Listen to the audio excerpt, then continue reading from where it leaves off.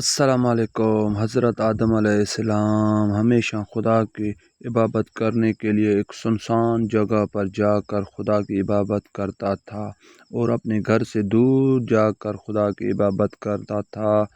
اور ایک دن حضرت آدم علیہ السلام اپنے گھر سے نکل کر راستے میں جا رہے تھے تو حضرت آدم علیہ السلام نے دیکھا کہ ایک شخص دور سے آ رہا ہے اور حضرت آدم علیہ السلام کو بلا کر کہا کہ حضرت آدم علیہ السلام یہاں کھڑا ہو جا۔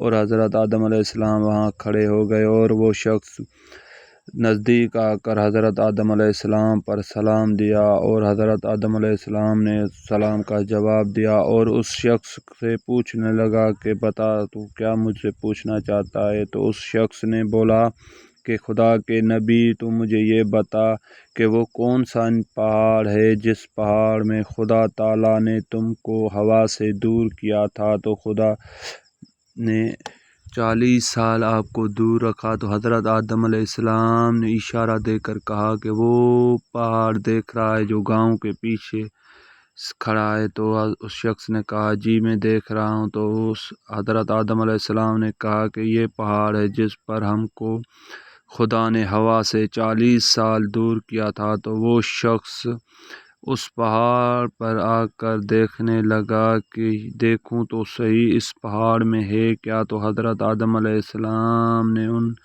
شخص سے پوچھا کہ تو کیا دیکھنا چاہتا ہے اس پہاڑ میں۔